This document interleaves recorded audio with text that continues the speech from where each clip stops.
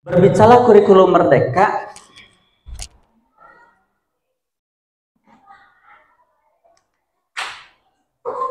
kita akan berbicara tentang mengapa kurikulum merdeka diperlukan.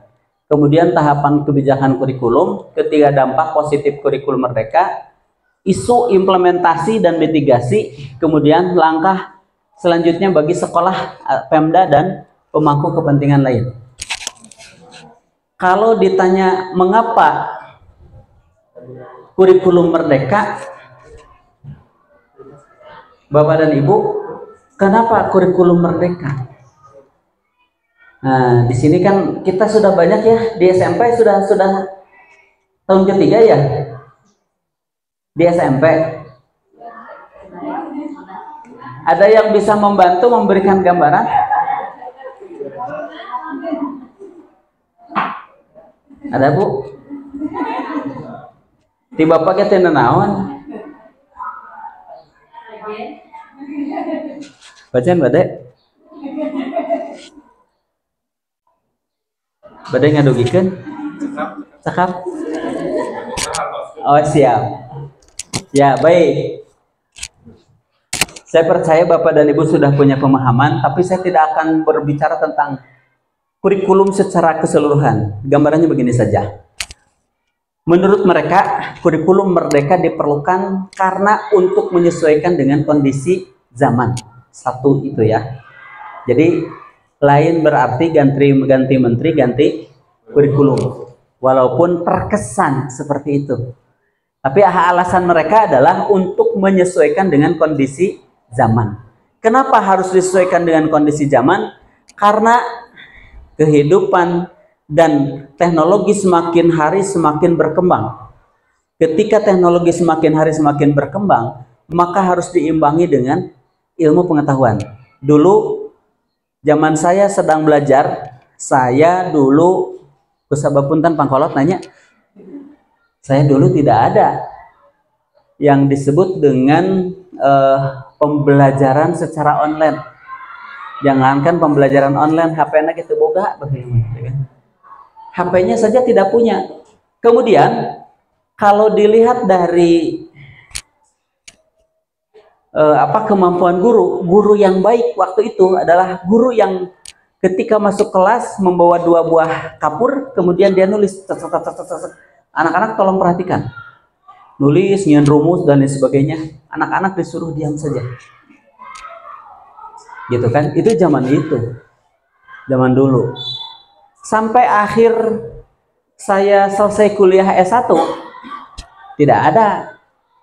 Komputer sudah ada, tapi banyak masih belum digunakan. Nepikeun kang nyian skripsi ku mesin ketik. Tok tak tok tak tok tak. Mus meunang nyian hese capek palebah dipariksakeun ka dosen pembimbing. Ini tidak sesuai, coret. Ini harus diperbaiki, coret-coret. Balik ke imah telung saya gitu kan. Kenapa? Karena kalau dicoret itu harus diperbaiki. Anu ngaranna memperbaiki lain saja jar eta. Sahalaman tak paling tidak diketik deui, komo lamun coretanana loba. Gitu kan? Itu terjadi zaman dulu, tapi dengan teknologi datanglah komputer. Ketika komputer datang, kita hanya copy paste saja. Lamun teh mah kita sedang nyusun skripsi kemudian dicoretan ku dosen, gampang.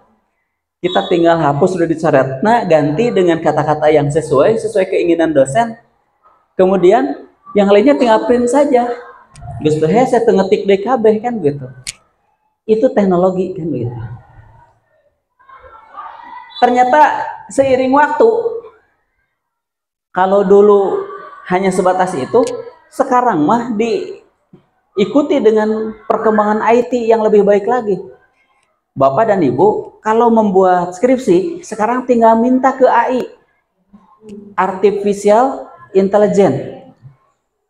Dengan ngomong ke AI, tolong buatkan proposal tentang judulnya anu.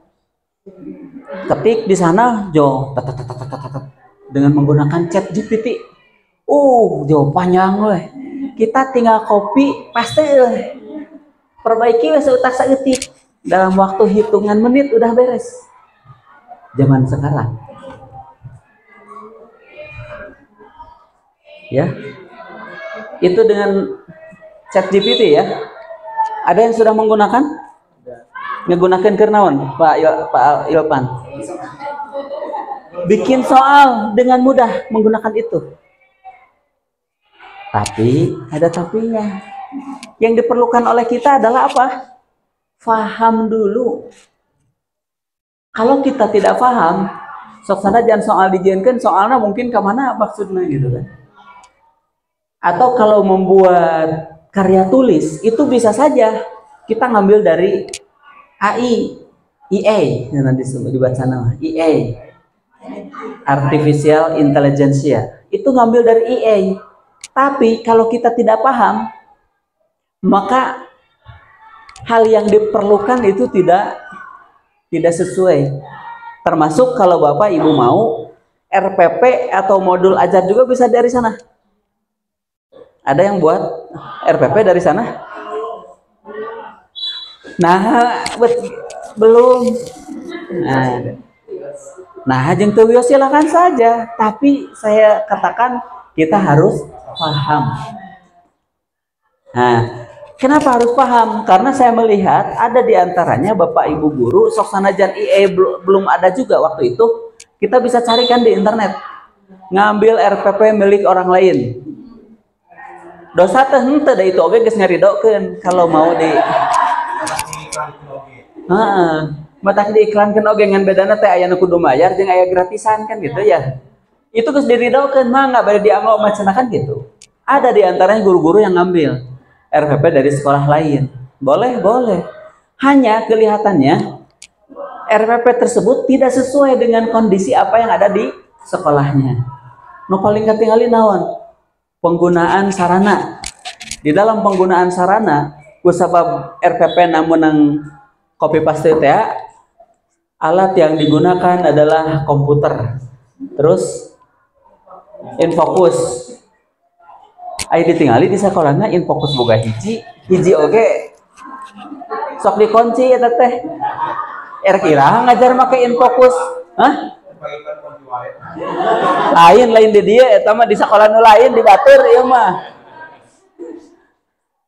Artinya itu tidak sesuai. Apakah mengajar yang bagus itu harus selalu menggunakan komputer dan Infocus?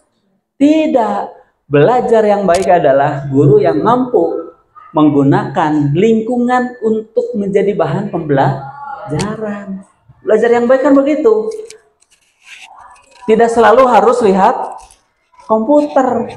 Tidak harus selalu lihat dari Infocus hiji tidak mungkin dipakai oleh semua. Nah, maka di dalam sarananya sesuaikan dengan kondisi yang ada di kita. Lingkungan sekitar ini bisa digunakan untuk pembelajaran.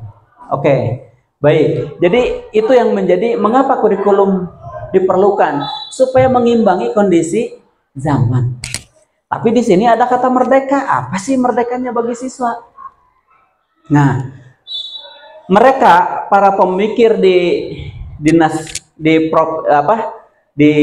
Kementerian Pendidikan menggambarkannya begini. Selama ini banyak diantaranya sekolah yang menganggap siswanya itu adalah gelas yang masih kosong. Nah, maka ketika gelasnya masih kosong, leluasa diberikan apa? Diberikan air oleh gurunya. Jadi guru transfer ilmu. Naonnya diasupkeunnya segala gitu kan.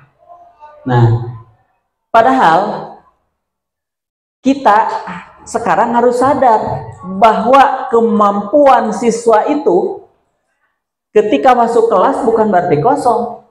Mungkin ada yang kosong, mungkin ada yang setengah penuh, atau mungkin ada yang penuh. Nah, bisa penuh gitu? Bisa zaman sekarang mah. Kalau siswa kreatif, ada di antaranya mereka yang penasaran dengan ilmu pengetahuan. Saya mau cari ilmu pengetahuan dengan cara berselancar di Google. Ada? Banyak. Di YouTube banyak. Hayang ningali guru keur ngajar tentang naon, ada gitu kan. Maka jangan berpikir siswa itu gelas kosong yang harus diisi. Nah, maka dengan dasar hal itu semua, siswa harus diberikan kemerdekaan sesuai dengan kemampuannya masing-masing. Di dalam gaya belajar ya seberapa? Itu menurut itu ada sampai 9 ya. Gaya belajar teh kumaha? Ada yang visioner, kudu diajar teh kudu ningali we gitu terus. Pada umumnya kan begitu ya. Visual. Tapi ada juga yang audio visual, audio. Hanya mendengar, budak teh keur nerangkeun teu belong ka guru mah ka mana we. Tapi sebenarnya keur mendengarkan. Ada juga yang kinestetik. Ada yang begitu? Anu kinestetik mah lamun dititah ngadengkeun teh mungeun. Dititah melong mungeun kesal. Hayangna kumaha? Dia bergerak, tapi kalau disuruh praktek dia bagus. Ada kan yang begitu ya? Nah, maka kalau begitu janganlah disamakan. Kita harus mengenal gaya belajar siswa. Nah, apa analoginya di dalam kurikulum Merdeka? Analoginya begini, di hutan luas tumbuhlah berbagai binatang, di mana setiap binatang memiliki karakter masing-masing. Ada harimau memiliki karakter, ada kuda memiliki karakter, monyet, gajah, dan lain sebagainya memiliki karakter masing-masing. Nah, karakter-karakter itu hendaknya dikembangkan, bukan berarti dimatikan karakternya. Jangan seperti hewan yang diambil kemudian dimasukkan ke tempat sirkus. Bapak Ibu tahu tempat sirkus? Anu geus usiana rada leuwih apa sirkus aya nama satara aya sirkusnya? Daya ya. Di tempat sirkus teh ada pertunjukan di sana. Selain pertunjukan orang dengan berbagai keterampilannya, ada pertunjukan hewan. Mau sina loncat karena lingkaran anu dina lingkaran teh aya seuneun. Gitu kan? Di tempat sirkus kan begitu. Atau kuda atau monyet. Kemudian gajah disuruh mempraktekkan keterampilannya. Tapi satu hal yang tidak baik di dalam sirkus itu, ternyata karakter masing-masing binatangnya tidak muncul. Mau anu selalu gagah ngegerem eta apa hewan yang lain itu pada takut gitu kan. Di tempat sirkus duduk diam saja, sigana disabutan kumisna oke cicing gitu. Itu di tempat sirkus. Karena kata pawang diam kamu, duduk kayak gitu. Monyet anu sok biasa ajrong-ajrongan loncat ke sana kemari duduk. Nah, itu gambaran bahwa hewan yang ada di tempat sirkus itu tidak merdeka, kan begitu. Nah, anak-anak didik kita tolong berikan kemerdekaan. Mereka hendaknya berkembang sesuai dengan bakat dan minatnya. Maksudnya seperti itu. Jadi sudah tidak zamannya katanya sekarang anak kalau masuk ke kelas kemudian dia duduk diam, sidakop bari balem, teu meunang anu gerak saeutik oge kan begitu. Nah, itu yang disebut dengan merdeka. Berikan kesempatan pembelajarannya itu banyak kepada anak. Itu tahapan-tahapannya bisa panjang teuingnya kaburu imsak ya. Iya dah geus 10:30. Berikutnya, apa yang ingin diwujudkan dari semua itu? Ingin mewujudkan dari semua itu adalah ingin mewujudkan sekolah yang dicita-citakan. Yang bagaimana sekolah yang dicita-citakan teh? Yaitu sekolah yang menumbuhkan kompetensi yang tadi ya, kompetensi mananya, dan karakter semua murid untuk menjadi pelajar sepanjang hayat dengan nilai-nilai Pancasila. Jadi sekolah yang dicita-citakan yaitu sekolah yang menumbuhkan kompetensi dan karakter sebuah murid untuk menjadi pelajar sepanjang hayat dengan nilai-nilai Pancasila. Hal itu semua bisa diwujudkan dengan melihat ke sebelah kanan. Apa yang harus dilakukan supaya mewujudkan sekolah yang dicita-citakan, supaya mewujudkan lulusan yang kompeten? Itu adalah kembali ke sini. Yang pertama, pembelajaran yang berpusat kepada murid. Jadi bukan teacher center. Baheula kan teacher center istilahna teh guru pinter. Ngocoblak ka ditu ka dieu budak sina caricing ngemelong we kan gitu. Nah sekarang mah bagaimana pembelajaran bisa apa? Bisa mengajak siswanya untuk terlibat aktif. Maka model pembelajaran yang dianjurkan di dalam kurikulum 13 sampai sekarang juga sama, itu adalah model pembelajaran yang bisa menggerakkan siswa. Seperti model pembelajaran project based learning, problem based learning, discovery learning. Masih ingat? Itu semua ingat ya? Ingat naon-naon? Sampai sintaknya masih ingat? Semua itu ada sintaknya ya? Sintak teh naon? Sintak teh naon? Tahapan pembelajarannya. Mudah-mudahan penasaran kayak ditinggali sintaknya teh naon gitu kan. Discovery learning sintaknya bagaimana, project based learning sintaknya bagaimana. Hal itu yang disebutkan barusan itu adalah model-model pembelajaran yang bisa menggerakkan siswa. Jadi pada umumnya model-model yang disebutkan tadi atau model yang sekarang yang dianjurkan adalah model pembelajaran yang memberikan kesempatan kepada siswa untuk berpikir, kemudian memberikan kesempatan kepada siswa untuk mengkomunikasikan. Tentunya seperti dulu itu masih bagus sebetulnya. Di dalam kurikulum 13 itu ada pendekatan. Pendekatannya apa? Pendekatan saintifik. Hiji naon? Saintifik suka digunakan nggak? Enggak ya. Lupa ya. Itu kan sebetulnya bagus. Mengamati, menanya, mengeksplor. Kemudian setelah mengeksplor apa? Mengkomunikasikan, menyimpulkan. Saya membayangkan itu semua kalau pergi ke sebuah hotel, itu yang dilakukan. Atau ke suatu tempat yang baru, itu yang dilakukan. Pertama mengamati di sekeliling. Pantau ayeuna di belah mana, jalan ke kamar ke mana, jalan keluar ke mana, itu mengamati.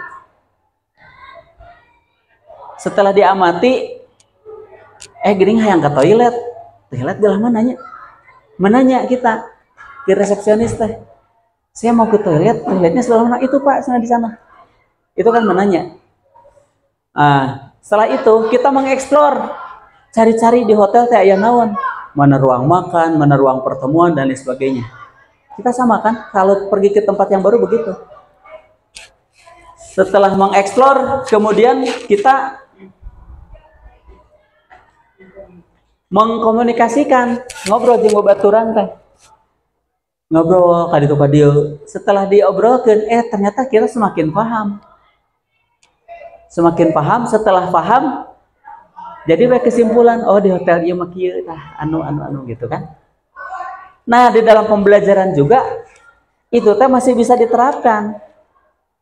Masih bisa diterapkan dengan mengawali dengan mengamati, kemudian menanya dan sebagainya. Itu akan memudahkan kita. Dan itu terus terang saya sering praktekkan dalam kehidupan sehari-hari. Tayangan di YouTube kemarin itu banyak orang-orang yang pergi ke Mekah kemudian kesasar. Pernah dengar? Itu bisa baralik cenah dan pure di Mekah teh di haram teh pintu teh sama. Gitu ya. Pintu teh sama, rarasaan teh sama, ai blos ka jalan ieu, pas keluar lain deui, pungku we bingung. mereka tidak tahu jalan pulang kemana. Nah, apa yang kurang dari mereka? Mereka tidak mengamati. Jadi kalau mereka mengamati mah, orang teh asup teh kena pintu sabaraha gitu kan. Tadi masuk ke pintu sabaraha, berarti keluar oke kudu kadinya deui. Karena beda pintu, beda jalan keteh kan gitu. Kalau kita hitung itu pintunya seratusan ya di Masjidil Haram.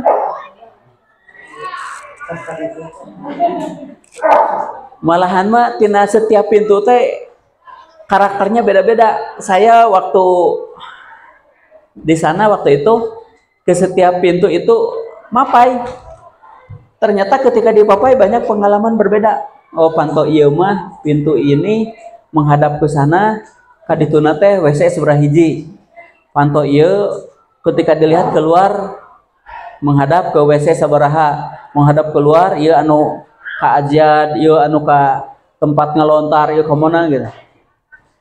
Itu ternyata setiap pintu sakuriling Masjidil Haram teh aja balega. Gitu kan? Pasti menunjukkan arah yang berbeda-beda. Terus yang uniknya di setiap pintu ada yang memamerkan buku. Itu halal, boleh ambil sedangkan gitu. Buku-buku tentang agama. Terus maju deui dipantau berikutnya aya nomor headset eta mah. Dikasih kita headset. Kenaon? Ketika Jumatan teh kita kan tidak mengerti bahasa Arab. Nah, kita menggunakan frekuensi radio yang ada di HP, kemudian pakai headset. Khutbahna ku bahasa Indonesia. Aya nomor headset, pantau berikutnya aya deui nomor roti gitu kan. Ngasih makanan, geningan. Nah, itu dalam rangka mengeksplor sebetulnya begitu kan, kita lihat. Nah, maka Bapak dan Ibu, di dalam pembelajaran pun kalau mengawali dengan mengamati, menanya, mengeksplor, itu sebetulnya kita akan semakin paham. Nah, anak juga kalau dilakukan seperti itu, saya lihat itu sudah bagus. Ya, walaupun ya ternyata ketika ganti kurikulum, ganti lagi gayanya. Tapi bukan berarti yang lalu itu menjadi yang sudah bagus tidak berarti harus ditinggalkan gitu kan. Nah, itu sebagai contoh saja ya analoginya. Nah, jadi segala sesuatunya itu harus berpusat kepada murid. Jadi murid diajak terlibat aktif. Jadi lamun budak gandeng tadi kelas, rame diskusi, kemudian melakukan sesuatu dengan gurunya, itu lain berarti goreng. Itu bagus. Nah, saya tuh budak gandeng tadi kelas sebelah. Nah, itu geus teu zamanna sekarang mah. Justru pembelajaran sekarang itu mengajak siswanya untuk aktif kan gitu. Bagaimana pola cara mengkomunikasikan siswa? Ada yang dikomunikasikan sambil diskusi di depan, ada juga yang ditempel, kemudian anak suruh berkeliling. Naon metode naon teh? Namina teh. Nah, itu banyak metode yang dilakukan seperti itu. Nah, suatu saat kita bicara tentang metode-metode ya. Nah, semuanya harus berpusat kepada siswa. Itu semua bisa dilakukan ketika siswa belajar dengan baik, itu harus didukung oleh siapa? Pendidik yang reflektif. Jadi budak bisa belajar sesuai dengan tuntutan kalau guru juga harus apa? Selalu berusaha untuk meningkatkan pengetahuannya. Pendidik yang reflektif, gemar belajar, berbagi dan berkolaborasi. Yang bagaimana pendidik yang reflektif itu? Reflektif teh itu seperti cermin. Merefleksi. Ibu osok bercermin, ngaldinten getara kalangkung sana bercermin. Bapak osok sekali-kali bapak ke gitu kan. Bapak biasanya mah kadang-kadang bercermin, kadang-kadang sakaburuna we kan gitu. Kenapa bercermin? Untuk melihat kondisi diri kita. Apakah kita sudah rapi? Itu dilihatnya dari cermin. Sehingga di cermin nanti bisa kelihatan mana anu ngajenuh, mana nu kentob, mana nu masih kene apa? Masih kene benteng, anu geus keriput itu ketinggali dina cermin mah, karena cermin itu jujur ya, jujur. Teu aya istilahna dina cermin, oh gini kan dina cermin mah urang teh katinggaliina teh langsing gitu kan. Dina cermin mah henteu, nggak ieu kan saayana weh, lamun dina HP aya anu di 50% teh aya ngerah katingali langsing teh. Abdi ieu mah da ibu-ibu malah langsing kan. Kadang-kadang seperti itu ya. Jadi di cermin itu jujur. Nah, bagaimana guru itu melakukan refleksi? Guru itu alangkah lebih baiknya melakukan refleksi, dan ini dianjurkan sekarang. Itu menjadi selalu pertanyaan di akreditasi. Yang disebut refleksi itu dikenal dengan 3 hal. Refleksi dilakukan oleh kepala sekolah, oleh teman sejawat, dan juga oleh peserta didik. Kapan kepala sekolah memberikan refleksi kepada guru? Ketika kepala sekolah selesai melakukan supervisi kelas. Tapi Bapak Ibu guru juga bisa melakukan refleksi dengan cara bagaimana? Refleksi yang dilakukan oleh teman sejawat. Ajaklah teman untuk melihat ketika Bapak Ibu sedang ngajar. Pangnelikeun cara ngajar abdi. Terus di komentaran, pernah begitu? Belum ya. Nah, sekali-kali dicobaan. Saya nggak, misalkan ibu 1 orang ngajar, kemudian ada 2 orang yang memperhatikan dari belakang. Tapi ulah-ulah yang puas, enggak teh. Artinya puas teh begini. Tadi teh ibu teh salah nate anu. Tidak begitu. Itu harus jujur. Jujurnya begini. Mana yang bisa disampaikan? Bu, tadi ibu ngajar, tadi sudah bagus di sebelah ini. Misalkan di dalam pembelajaran kan ada pendahuluan, kegiatan inti, dan penutup. Di dalam pendahuluan itu sudah bagus. Tapi tadi di dalam kegiatan inti, ibu tidak menggunakan tahapan. Gitu kan, misalnya tahapannya kurang jelas, tidak sesuai dengan model pembelajaran. Ini kalau ditambahkan dengan ini akan lebih bagus lagi. Nah, itu jadi memberikan solusi. Ulangan syukur bisa nyalahkan unggul kan begitu. Apa yang terjadi? Guruna teu kudu protes. Oh iya ya, terima kasih sudah dikasih saran kan begitu.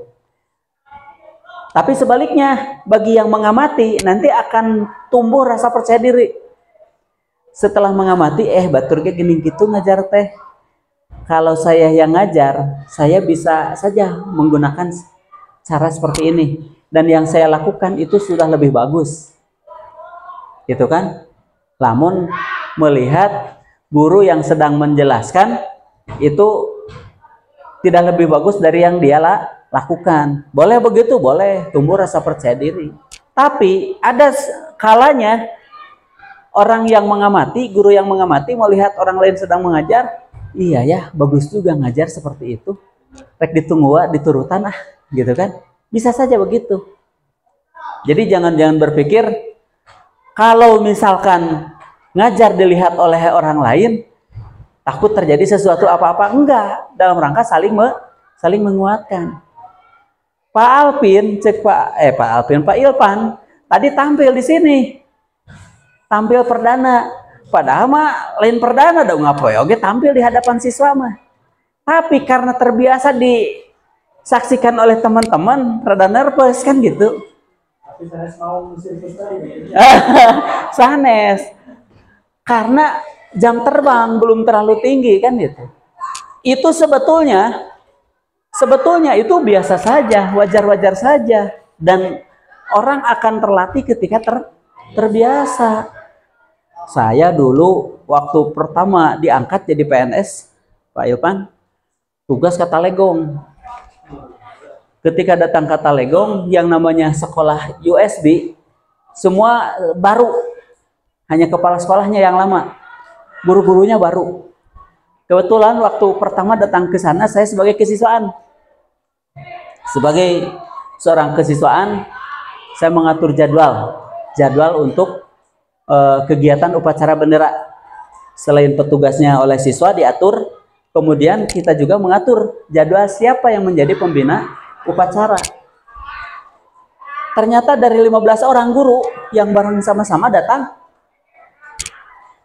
Tidak semua siap, padahal mereka sudah sarjana semua. Bayan, abdi mah terus terang, itu biasa sana. Kajian mereka kerbasa we sana kerpayan. Aya nu kitu waktu itu. Waktu itu duka di dia mamua merenya. Ada yang begitu. Aya anu mere keur udud, pen cenah abdi kajian mere keur udud deh ku didinya cenah jadi pembina. Abdi teh sanggup. Kita kan tidak punya kewenangan. Ari manehna teh sanggup kan ya sudah saja. Kita terima, geus ada orang biasa. Jadi pembina upacara kan gitu. Jadi menang udud, menang keur baso jeung sejabana. Tapi ada di antaranya waktu itu yang saya ingat, seseorang yang memiliki keinginan yang kuat. Mimiti dia jadi pembina upacara, saya masih ingat itu awal tahun 99. Pas jadi pembina upacara neroktok. Jadi pembina upacara teh neroktok. Duka katirisan, duka kumaha gitu. Tapi karena keinginan yang kuat, Pak Ilpan, keinginan yang kuat dari dia, saya harus coba lagi. Setiap ada jadwal, dia selalu siap. Nu kaiji neroktok natari, beuki ka dieu ngalauna neroktok. Semakin kesini semakin lancar. Jadi ulah reuas geuningan kamari ge neroktok moal ka ditu moal deui. Jangan. Kita harus coba lagi. Sampai akhirnya lancar tah jadi pembina upacara. Pulang sekian tahun tidak ketemu, saya sudah pindah ke sini. Bayangkan saya dulu pindah 2006. Jadi di salapan pindah 2005, bukan 2006. 2005 pindah ke Garut. Pulang ke Papangi. Informasi terakhir dia itu menjadi kepala sekolah. Dan jadi kepala sekolahnya juga jadi kepala sekolah inspiratif tingkat nasional. Anu tadina neroktok. Siapa ya Pan? Coba lagi. Jangan semua juga harus mencoba. Karena tidak menutup kemungkinan kan gitu. Di antara Bapak dan Ibu akan ada yang menjadi guru-guru yang berprestasi kan gitu. Atau mungkin bukan hanya sekedar guru berprestasi, mungkin Bapak dan Ibu di suatu saat akan datang, mungkin Allah berikan kemudahan untuk menjadi seorang pejabat. Begitu kan? Apakah yang menjadi pejabat hari ini sudah direncanakan dari dulu? Enggak. Saya juga sama kan honor dulu sih ibu-ibu, bapak-bapak. Akhirnya saya sekarang berbicara di depan Bapak Ibu segeno nyawa kan gitu ayeuna. Padahal sama dulu mah begitu kan gitu. Nah, sana Pak, nggak mungkin abdi mah geus kolot, teu mungkin. Cek saha ayeuna mah kan banyak guru-guru yang diangkat menjadi PNS 05 tahun dari pensiun diangkat jadi PNS dulu. Pernah kan gitu. Terakhir banyak guru-guru yang diangkat jadi P3K kemarin. Kan begitu. P3K di salah satu sekolah, kemudian dia diberikan kepercayaan. Itu kan nasib orang tidak tahu. Jangan berpikir ke sana Pak, saya mah dari sekolah yang ada di kampung, benar di kampung. Tapi bukan berarti kampungan kan? Tetap kita harus bersaing dengan sekolah-sekolah yang lainnya. Jadi hanya keinginan yang kuat yang bisa mengantarkan kepada kesuksesan. Setelah menjadi kepala sekolah inspiratif tingkat nasional, ternyata bonusna teh ku Dinas Pendidikan Garut, ku Pemda Garut dibere bonus. Tiap aya hari pendidikan nasional diundang, bere bonus, menang laptop, menang duit, menang bonus-bonus lainnya. Ku pemerintah Jawa Barat dibonusan, termasuk ku tingkat nasional dibonusan. Selanjutnya dia itu diam di Talegong yang sangat jauh. Tapi dia diundang oleh Kementerian Jakarta untuk menjadi narasumber pada berbagai kegiatan. Ditinggali teh dia hiji waktu keur di Makassar, berikutnya di Manado, berikutnya di provinsi mana deui gitu. itu teman yang satu angkatan dengan saya. Padahal tadi lemah nerotok gitu kan. Nah itu ya. Jadi guru itu harus reflektif dan gemar belajar, itu maksudnya. Gemar belajar, jangan berhenti. Di masa kieu cukup. Rek itu maka ku Allah rizqina oge nggak usah dicukupin saya kalau begitu kan gitu. Tapi kalau kita punya niatan yang besar, insya Allah akan berikan rizkinya yang lebih besar lagi. Jadi gemar belajar. Cerita saya waktu dulu melanjutkan ke S2, saya tidak punya uang. Saya pikirkan kalau saya kuliah di S2, riweuhna kacida. Karena waktu itu awal-awal bekerja sebagai PNS, hayang boga imah, nganyuk duitna maksudnya dari bank. Terus beli rumah kan begitu. Puguh weh, gaji tinggal sisana. Sementara waktu itu kepala sekolah, bayan mengpeng masih ngora, wayana sekolah deui. Pak, abdi teh bujung-bujung kanggo sakola keur sadi dinten ge repot. Nya cek kepala sekolah teh. Da eta moal aya anggeusna nepi ka iraha oge. Sing yakin Allah ngarizkian cenah kitu waktu itu. Pak, geus kieu we na payan mah. Tah cenah ieu formulir eusian. Kurang tadi eusian, bari bingung ngeusian oge eusian. Ari geus teh eusian teh. Saya bawa ke rumah, kemudian besoknya kepala sekolah, "Pan, ieu Bapak keur dihareup." Itu kepala sekolah saking mendorongnya saya untuk kuliah. "Bapak geus saya dihareup di jalan, Pan, bawa formulir ka dieu." "Bade naon, Pak?" "Didaftarkeun ku Bapak." Cenah. Aduh. Suganda rek jeung biayana didaftarkeun teh. Ieu mah pendaftaran nunggu ke kepala sekolah, tapi itu menjadi motivasi bagi saya. Carita nama geus didaftarkeun teh ku kepala sekolah ini ke kuliah. Setelah saya kuliah, ternyata istri saya juga waktu itu, karena istri saya di kesehatan dari SPK, ya rerencangan teh cenah, rerencangan teh ayeuna teh karuliah. Lamun ibu teu kuliah ayeuna engke batur cenah. Aduh. Beuki lieur tah. Ke tubuh saurang-saurang. Ya atuh engke mah teh aya batur cenah. Geus teu beunang ditolak, urang geus dipaksa tah ku kepala sekolah. Istri juga maksa. Akhirnya lahaula saya niatkan untuk melanjutkan sekolah S2, istri ke S1 waktu itu. Lamun ditanya, kumaha biayana? Lieur. Tapi ternyata betul Allah memberikan rezekinya. Aya jalanan, tapi kan kaangeus. 2010 waktu itu saya selesai, istri saya juga selesai. Nah, bayangkan. Jadi ternyata Allah memberikan rezeki. Salah satu rezekinya teh kieu. Waktu itu saya kuliahnya di Universitas Galuh, ada cabangnya di Garut, tapi anger di saat-saat tertentu mah kudu ka Ciamis ngambil S2 teh. Nu ngaranna ka Ciamis jeung teu boga duit, teu boga bekal. Gitu kan? Tapi apa yang terjadi? Allah Maha Kuasa. Kita berbaik hati dengan teman. Aya babaturan anu sibuk, ku urang dipanggieunkeun, mun aya tugas panggieunkeun da kur copy paste unggul tinu urang.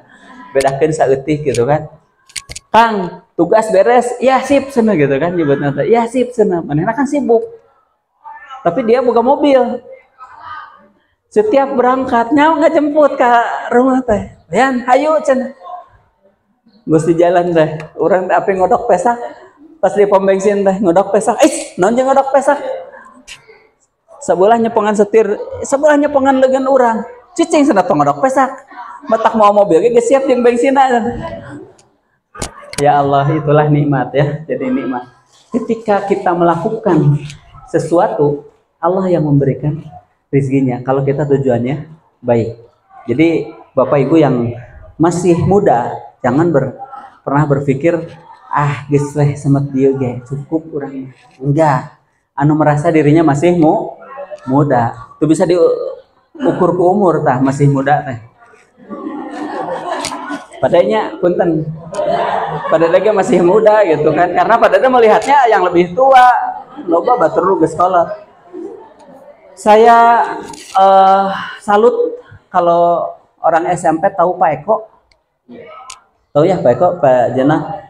Pak Eko itu kemarin sekarang sudah pensiun, per 1 September pensiun.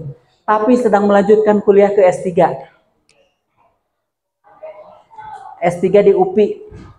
Cik orang kenawannya kuliah ke S3 gitu kan. Tapi semangatnya untuk belajar masih luar biasa. Begitu ya. Per 1 September pensiun. Tapi dia di usia 59 tahun daftar ke UPI. Daftar melanjutkan S3. Kenaon si eta menunjang terhadap pekerjaan, rek eureun pekerjaan lagi. Tapi saking senangnya gemar untuk belajar, dia ternyata masih bisa menyempatkan belajar. Nah, itu contoh yang baik. Walaupun saya belum memberikan contoh yang baik. Nges masuk S2 teh cerasana asa capek gitu kan. Erek melanjutkan ke S3 teh Pak. Ya kan begitu. Asa capek gitu kan. Nah, padahal tidak begitu. Seharusnya guru itu gemar belajar. Kalau misalkan melanjutkan studi ke jenjang yang lebih tinggi orang tuh bisa, cik atuh belajar dari hal-hal yang lain. Sekarang ada PMM. Salah satu bentuk dukungan kurikulum Merdeka itu dengan adanya PMM. Di PMM ada pelatihan mandiri.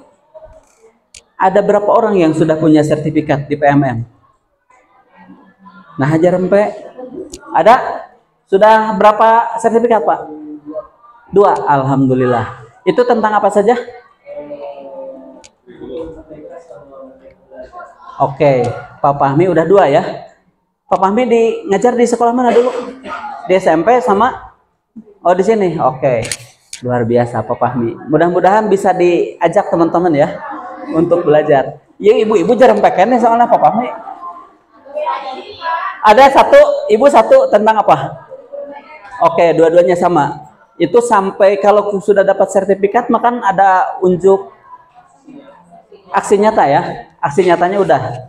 Oke, keren. Yang lain? Hah? Oh gitu. Tapi belum itu selesai. Sudah. Oh udah, alhamdulillah. Ini sudah banyak. Sudah beberapa orang. Pak Apin sorry sertifikat. Pak Yopan. Pak Hili salah nyebut. Pak Yopan sorry sertifikat. Kada ieu budak ngora eleh ku senior ya. Kudu budak ngora lebih semangat. Can loba pikiranna can loba Pak Yopan mah. Beda jeung anu geus kolot, Bapak Bulit jeung mikiran nu lain-lain Pak Yopan.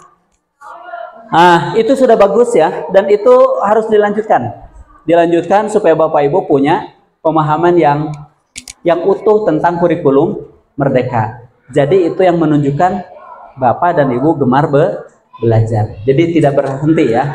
Selanjutnya, selain belajar di PMM platform Merdeka Mengajar juga ada berbagi dan berkolaborasi. Kenapa harus berbagi? Berbagi dengan teman-teman yang ada di sekolah, juga berbagi melalui PMM. Matak banyak di PMM teh orang yang bikin RPP, bikin modul, di-share di sana, di-upload ke PMM, kemudian bisa dibaca oleh orang lain, ada yang mengomentari dan sebagainya, gitu kan.